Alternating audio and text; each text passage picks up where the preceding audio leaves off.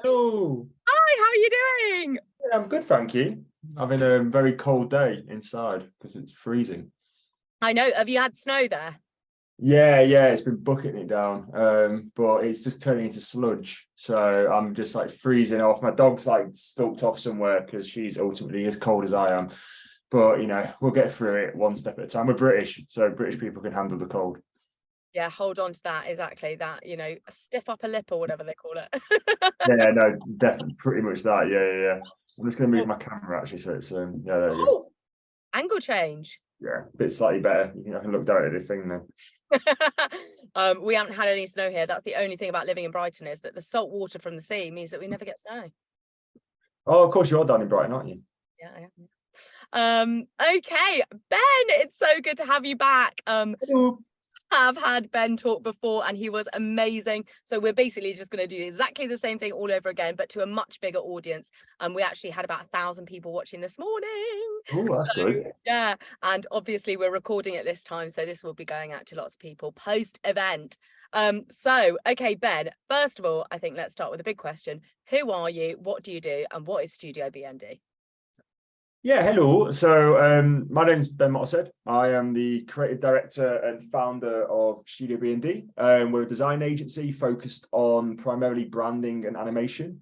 We work with small businesses right through to global companies, helping them to connect and communicate better with their sort of desired audiences and intended audiences, in order to help them build more trusting relationships. So that's kind of in a crux what the business does and is. But alongside that, I also lecture at University of Hertfordshire on the graphic design course. And I've recently taken a seat on the Disabled Creative Advisory Board, which is a new initiative that's been launched by Equal Lens, where we're developing kind of greater access to the creative industries for those who live with physical disabilities or for those who are sort of neurodiverse and have spectrum-based disabilities. Amazing. Oh my God, so many different things that you do. You really do have your time is spent very kind of. Yeah, I never stop working in my life. I'm always doing something. So tell us about some of the projects that you've worked on at Studio BND. Yeah, so it kind of varies. So we're quite a young agency. We founded, and I founded the agency at the start of 2021. So it was in the middle of COVID, basically. And like with anything that's quite new, a lot of what we do is still about trying to work out sort of who we are as a business and what we're kind of who we work with. But to give a kind of broad span of what we might do, early last year, for instance, we did a huge global rebrand for an online learning provider, which was kind of fun in itself. It had like everything from sort of website design to logo design, social media, animation, etc. But then on the other side of that, we recently did a project with Box Park London, Box Park Wembley more specifically, and that was to create a beer pong night for students. Out there, it was called it ended up being called Hot Shots. Again, that was very much branding, the social media design, the website, doing a lot of illustration and animation. And then one of the projects we've got ongoing at the moment is a shoot with an aviation company, which involves us having to fly out to America to do some film work out there and then come back to London and do some more work and then create a video, sort of a mini documentary video for that. And we also have some 3D animation projects going on as well. So that's kind of a few things that have happened, but the work is super varied. You get some agencies that just focus on one thing. So they are just pure, there might be branding, it might be packaging design or just animation by itself. But I think for us, we like to be kind of quite varied. And I think that maybe comes back to my own ADHD because I can't pay attention on one thing for long enough. So I'd like to I like the fact we can do almost everything. Honestly, the flexibility in this space is amazing, isn't it? Like, Oh yeah, you can kind of do if you carve a space for yourself, you can do what you want, really. it's so cool. And I think so many people will have that image of like, if you do want to be a design, you have to be a designer in a design agency and in the design industry. Do you know what I mean? Very linear way of thinking, but you are absolutely living proof that like it does not have to be that kind of I guess prescriptive. It can. Yeah, I mean, I've done everything. I've started off in branding for kind of restaurants, etc. Then I moved into motion design and animation for a few years. left that job, went and worked in a digital agency, working for like Coca-Cola and people like that, and doing a lot of activation-based design. So how people sort of like creating activations that people might do in bars or restaurants, to engage with the brand more playfully. And then I went and worked as a strategist for a year or so while freelancing. And now I have my own business. So, that's in the space of, that was also, I would say, is that's in the space of about 6 years. I did all of that career change stuff in about 6 years of my career. And then I've been running the business for the last couple of years. So it is a real, what you enter the industry in will probably won't stay like that. You can kind of do and jump between whatever you want, providing you have the passion and interest in it.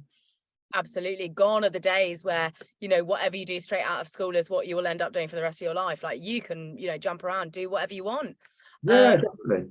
So let's talk a bit more about your background though, because, so let's talk about what you were like at school, what you thought you were going to do when you were at school maybe, and then how you kind of transitioned into the industry that you're in now. Yes, I mean, I grew up in a small little town in the Lake District, in the South Lake District. So I think like the nearest city to me was probably, big city was probably Manchester, but that was a 3.5 hour drive away. So I didn't know anything about the creative industries or anything at that time. Like most of my friends' parents were labourers or trades, etc. So it wasn't really a very known subject. I mean, I did art at school, but for most of my school life, I wanted to go into sports science. I played competitive basketball and rugby growing up. I really into mountain biking and doing all those kind of sports. And I was just like, I'll just go into sports because that was a huge aspect of my life. And then when I went into my A levels, I did the traditional kind of GCSE A level, etc. The PE department at my school at the time, and by that point I'd moved to the Midlands. I've moved around the whole country in my life, but at that point I was living in the Midlands, and the PE department was just rubbish and really put me off doing sports science. I actually ended up leaving it after AS level, and decided at that point my second best subject was art, and I just kind of followed that trajectory. But I didn't know really. I took graphic design at university because it just felt like it suited my capabilities at the time the most. And I just read that it had the highest likelihood of job prospects between what the creative courses are on offer for my at the time for me. So I did graphic design, but then I didn't really know I could be going to it as a career until I was about 21, I would say. It was when I was like sort of halfway through my degree or towards the end of it, and I started learning more about the industry, that I realized actually you can build a pretty good career out of this. And a career you can really enjoy, and actually one that if you work hard enough can become very well paying. I think there's this like misconception that if you work in the creative industries, you just pour your whole life and you're never going to make any money. But if that is a big driver for people, the top creative directors of agencies in London will be on like 150k plus as salary wise, or like 100 to 200k a year. So I think I was looking around and going, okay, there's a job I can really enjoy, I can have a lot of passion in. But ultimately, if I work hard, I can also earn a very good salary from it, and I can get paid that for having just making things every day. So it definitely wasn't an early process for me. I didn't know I wanted to do it as a career until I was probably in my 20s, and I'm 30 now, so you're only looking in the last decade. But I think that's, for me, it's a good thing. I think it's a sort of industry where you can decide a bit later that it's something that interests you. You don't have to know it from the age of 14, 15, 16. Yeah, absolutely. But that's kind of what this week is all about. It's about making sure that people are, I guess, vaguely aware of these things, and so that they don't feel like they have to choose exactly what they want to do. It's, I guess, and knowing the breadth of options that are out there, so that you don't go in already being like, I guess, kind of boxing yourself into a specific. Yeah, and I think it's also about you don't want to feel pressure from, family members or even friends about what you should and shouldn't be doing with your life. It's your decision. The creative industries is one of the fastest growing industries in the whole of the UK. It contributes enormously to the UK economy, and it will continue to do so. And the film industry in the country is booming. There's 3 new film studios opening up in the southeast. So I think it's a very viable career pathway for a lot of people, but they just have to kind of, I think for me, it's all about working out for yourself what you enjoy and what you want to be doing. Absolutely, which takes time. You've got to try, what's called a trial and error, Yeah. so give yourself the ability to be able to do that. And okay, so to all the, you know, young people out there who are watching between the ages of, let's say, like 14 to 18, what is your advice now? I guess if they are like, the design industry sounds really interesting to me, I love what Ben has just said. What's your advice now for them to be able to, I guess, kind of think about taking their steps towards it? So I think there's never been a better time in history to kind of be able to make contacts in that industry. Now, I think it depends very much on your age. And I think the first thing I would be looking at is trying to find out a bit more about the different career paths within the industry. And if you see something that stands out to you. So within the creative industries, there are dozens and dozens, if not hundreds of jobs, from being a copywriter to being a design strategist or a strategist to being an account manager or just a designer or an animator. So there's lots of different pathways you can go down, and these pathways do overlap slightly. But I think if I had any advice, it would be to start from the standpoint of going, what are some of your strengths? Look at the career pathways available and actually start to look at, is there something you really are passionate about? If you're really into cinema and film, and you really enjoy that aspect, and you actually quite like things where you see like the CGI in Marvel films or etc., then maybe there is a career pathway going into that style, like the CGI and animation and 3D animation. If you go and look at things like, you know, Burger King or Coca-Cola, and you look at the kind of massive rebrand that Burger King did, for instance, and you saw that kind of get released, and you're like, that's actually really cool. Or you see like a billboard that has like a really playful bit of advertisement on it. You might then go, actually, I want to go work in an advertisement agency. Or you might be very crafty and hands-on and like to do things and be very meticulous, and you like to draw and sketch. Then maybe being a designer or an illustrator might be a pathway. But I think the sooner you can kind of work out the type of skill sets that complement your own and where you might want to go and progress towards, you can start to then find companies that occupy that space. And I would always advise just reaching out to these companies and these people. Like, just you could send them an email and just on a message on social media and just say, oh, I like your work. Do you have some time to answer some questions I might have?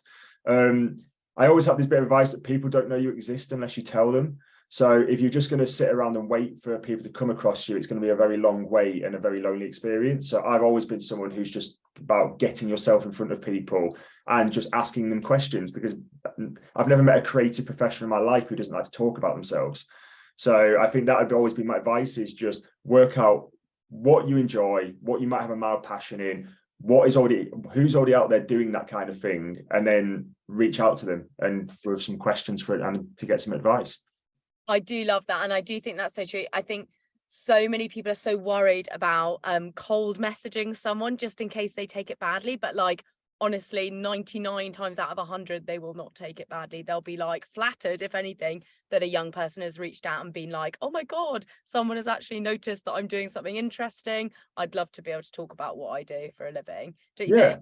Yeah, oh no, definitely. Like people in the creative industries love it. They love being mentors and helping people. And I think especially at the age that obviously the people watching will be at, brilliant time to do it. Because if you're a graduate and you've been at university, you get inundated with those types of people asking for kind of help and advice and etc. So it gets a bit overwhelming. I very rarely have a 16-year-old email me asking for advice on how to get into the creative industries. And as a result, I'd be more likely to respond, because actually I would feel it's quite unusual, but also that's at a point in someone's life when you can make a huge impact on them.